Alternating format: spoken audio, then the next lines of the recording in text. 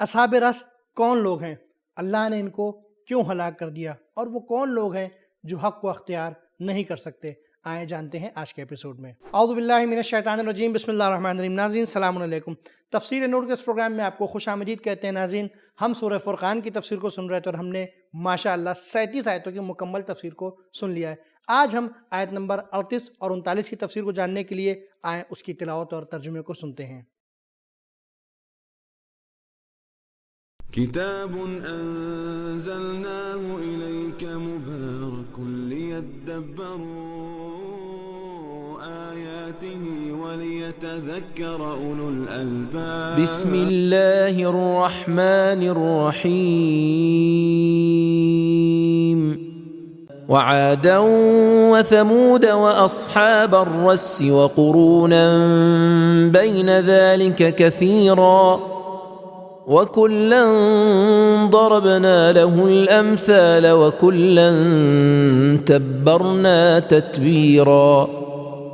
اور اسی طرح ہم نے قوم عاد و ثمود اور اصحاب الرس کو اور ان کے درمیان بہت سی نسلوں اور قوموں کو بھی ہلاک کیا، اور ہم نے ہر ایک کے لیے پہلے برباد ہونے والوں کی مثالیں بیان کی، اور آخرکار ہم نے سب کو نیست و نابود کر دیا۔ ناظرین، یہ تو تھی ان دو آیتوں کی تلاوت اور ترجمہ۔ آپ دیکھتے ہیں کہ اس کے اندر نکات کون کون سے پائے جاتے ہیں۔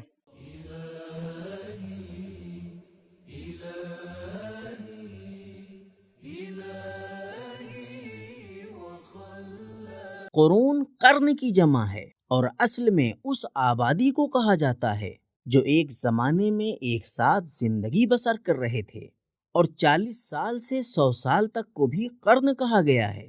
تدبیر اپنا احترام کھو دینا اور رسوا ہو جانے کو کہتے ہیں، جس کا انجام برباد ہو جانا اور پھر ہلاکت ہے۔ اصحاب رس کون تھے؟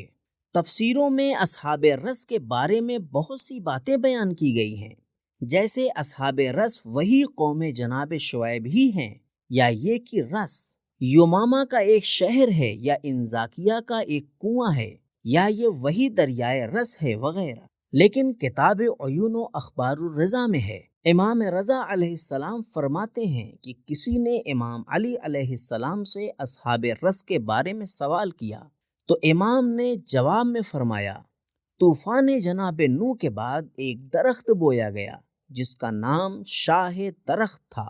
لوگ اسے مقدس سمجھتے تھے اور اس کے ارد گرد 12 گاؤں آباد کیے اور ان کے نام ایرانی مہینوں کے نام پر رکھے، جیسے فروردین، اردی بہشت، خرداد وغیرہ، اور ہر مہینے کسی گاؤں میں جشن مناتے تھے۔ لیکن اسفند نامی گاؤں میں بڑے پیمانے پر عید مناتے تھے اور بہت سارے لوگ وہاں اکٹھا ہوتے تھے۔ اس جشن میں کسی پیڑ کو آگ لگا دیتے تھے، اور جب دھواں اوپر اٹھنے لگتا تھا تو گریہ زاری کرنے لگتے تھے۔ خدا نے ان کے بیچ ایک پیغمبر کو بھیجا تاکہ وہ ان کی ہدایت کرے، لیکن انہوں نے پیغمبر کو جھٹلایا، جس کے بعد نبی نے بد دعا کی اور وہ مقدس پیڑ سوکھ گیا۔ لوگوں نے ایک گہرا کنواں کھودا اور نبی کو اس میں ڈال دیا اور انہیں شہید کر ڈالا۔ نہج البلاغہ میں ہے کہ اینا صحاب مدائن الرس الذین قتلوا الانبیاء۔ ناظرین، ان نکات کے بعد پروردگار عالم نے بندگان کے لیے کچھ پیغامات رکھے ہیں جس کو مفسر نے بیان کیا ہے۔ دیکھتے ہیں وہ کون کون سے ہیں۔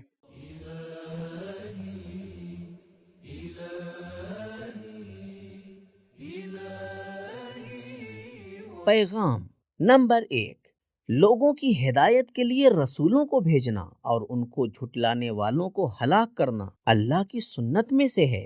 نمبر 2، اللہ نے تمام امتوں پر اپنی حجت تمام کر دی ہے۔ نمبر 3، کفار پر اللہ کا قہر و غضب اللہ کی ایک سنت ہے۔ ناظرین، یہاں پر ہماری 39ویں آیت کی تفسیر مکمل ہو جاتی ہے۔ اب آیت نمبر 40 کی تفسیر کو جاننے کے لیے آئیں اس کی تلاوت اور ترجمے کو سنتے ہیں۔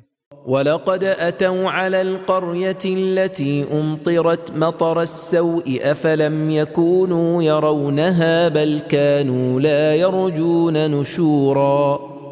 اور یہ لوگ اس بستی سے گزرے ہیں جس پر پتھروں کی بڑی بارش برسائی گئی تھی، کیا وہاں سے گزرتے ہوئے اسے دیکھتے نہیں رہتے؟ بلکہ دراصل بات یہ ہے کہ یہ حشر و نشر کی امید نہیں رکھتے۔ ناظرین یہ تو تھی آیت نمبر 40 کی تلاوت اور ترجمہ. آپ دیکھتے ہیں کہ اس کے اندر نقطہ کون سا پایا جاتا ہے.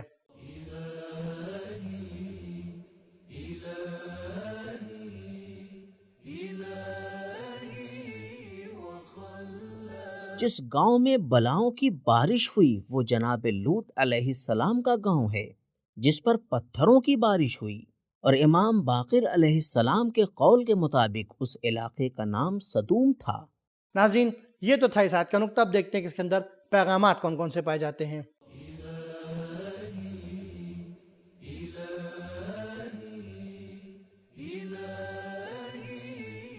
پیغام نمبر 1، آثار قدیمہ عبرت کا ذریعہ بن سکتے ہیں. افلم تکونوا یرونہا، گمراہوں کی تاریخ ان کا انجام تبلیغ، تربیت اور نہی عن المنکر کا ذریعہ ہے. نمبر 2، حق کے سامنے اکڑنا اور کفر پر باقی رہنا حق تک پہنچنے میں رکاوٹ ہے. نمبر 3، حادثوں سے وہی فائدہ اٹھائیں گے جن کے دل میں امید کا نور اور قیامت کا یقین ہوگا. ناظرین آج کے ایپیسوڈ کی آخری آیت یعنی آیت نمبر 41 کی تفسیر کو جاننے کے لیے آئیں اس کی تلاوت اور ترجمے کو سنتے ہیں. وَإِذَا رَأَوْكَ إِن يَتَّخِذُونَكَ إِلَّا هُزُوًا أَهَذَا الَّذِي بَعَثَ اللَّهُ رَسُولًا، اور وہ جب بھی آپ کو دیکھتے ہیں تو آپ کا مذاق اڑانے لگتے ہیں اور کہتے ہیں کیا یہ وہی ہے جسے خدا نے رسول بنا کر بھیجا ہے. ناظرین یہ تو تھی آیت نمبر 41 کی تلاوت اور ترجمہ. آپ دیکھتے ہیں کہ اس کے اندر پیغامات کون کون سے پائے جاتے ہیں.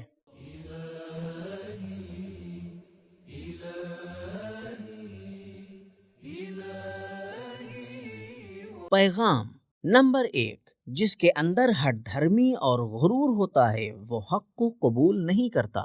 نمبر 2، انبیاء کی تحقیر اور ان کا مذاق اڑانا کفار کا دائمی طریقہ ہے. نمبر 3، کفار پیغمبر کے انکار کے ذریعے رسالت پر اعتراض کرتے تھے. تو ناظرین ہمیں معلوم ہوا کہ اصحاب رس انبیاء کو جھٹلانے والی قوم تھی، اور انبیاء کو جھٹلانے اور ان کو قتل کرنے کی وجہ سے پروردگار عالم نے ان کو عذاب میں مبتلا کر دیا اور ختم کر دیا گیا.